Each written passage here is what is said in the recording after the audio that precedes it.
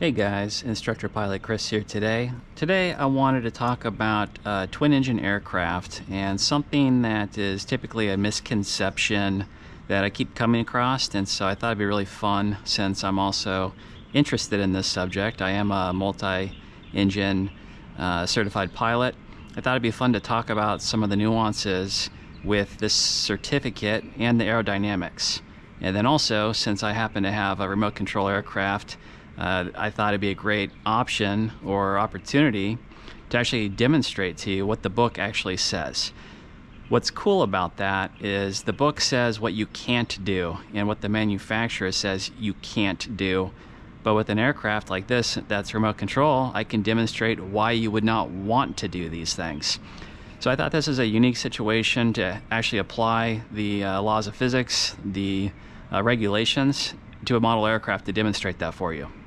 So what we're talking about again is twin engine aircraft, and I highlighted some things that I think are relevant here.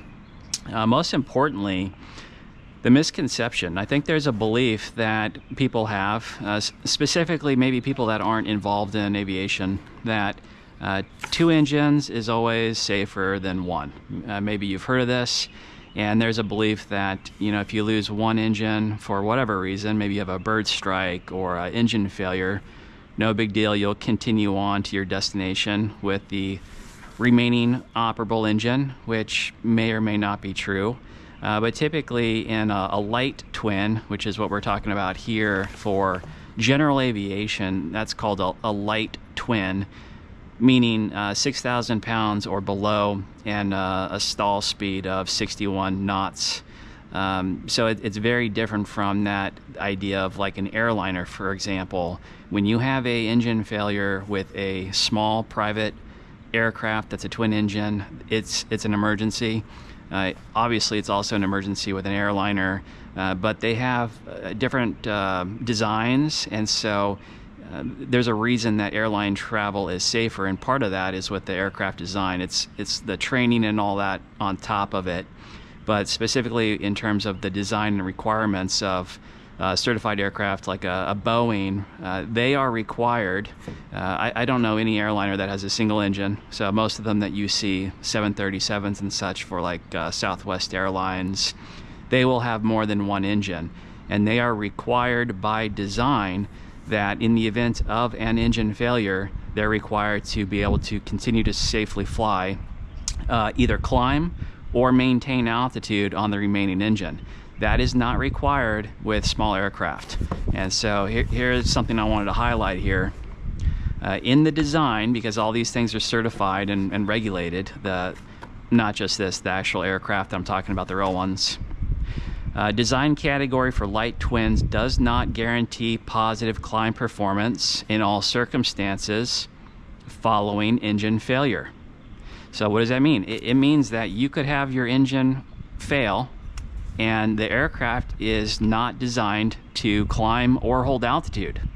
Now you might sink at a slower rate, that is good news. It might enable you to make it to a closer airport than you would be otherwise, but it does not guarantee that you're going to continue on operating and landing at your initial or original planned destination. It's an emergency, and you're going to be looking for the next closest airfield to land at.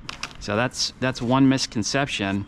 And again, it's by design and certification. So if we're talking about general aviation, they are not required to be able to climb. Categories such as airlines and Boeings, they are required to hold altitude or climb following an engine failure. Okay, we want to talk about another subject here, asymmetric thrust, or asymmetric, meaning that, I'll give you the definition here actually. Asymmetric means non-symmetrical or not the same. Thus, any difference in thrust, drag, or even fuel quantity from one wing to the other is asymmetric. However, the term is generally used for real or simulated engine failure in a twin. And that's exactly right. When you're doing your pilot training, all those things are true. You might have more fuel in one side of the wing than the other. That might have a more significant importance than others, depending on how full it is versus empty on one side of the wing versus the other, and airplane requirements.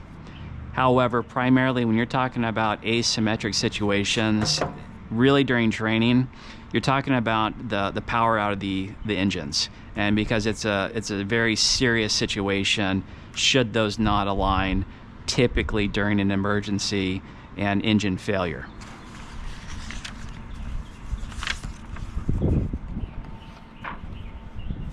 Now I want to pause for a second too. I'm highlighting items from Transition to Twins, your first multi-engine rating. Fantastic book. I probably have 3 different books on twin engine aircraft. This is my favorite, and that's why I'm using it today. The reason I like it is that they have illustrations, and so some of these concepts aren't super straightforward, especially if you're new to aviation or if you're coming from a single engine aircraft. But I think the illustrations really hit home in terms of understanding the concepts, because it is serious and you want to know what they're actually saying, what's actually being written, because it's important, it's very serious, and so you need to understand it so you know what to do or what not to do. And then again, highlighting this book, I saw it for I think $10 on eBay and Amazon, so it's a bargain. ASA, you might even be able to print this should you wish, but for $10, I think that's just, you're better off just buying it. But we'll go ahead and jump to the section that I wanted to cover here now with illustrations.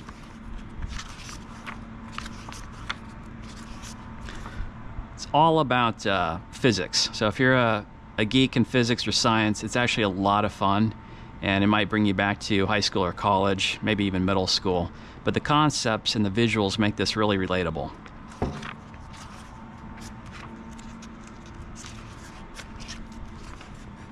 Okay, so we're really talking about abnormal situations, engine failure. And I'm going to go ahead and read the things that I thought were relevant that I highlighted. So let's now consider the case of an engine failure. When an engine fails, there's an immediate reduction of thrust and an increase in drag on the side of the failed engine. This affects the balance between the total thrust and the total drag, and therefore the aircraft will immediately decelerate. Very, very true. Something that this book also covers is that maybe another misconception. You might think that you have 2 engines, and so if you lose one engine, you're going to have 50% of the performance. I mean, it's a logical thing that you might think that if this is 100%, having 2 engines operable, and you lose one, that's 50%. It's really not how it works.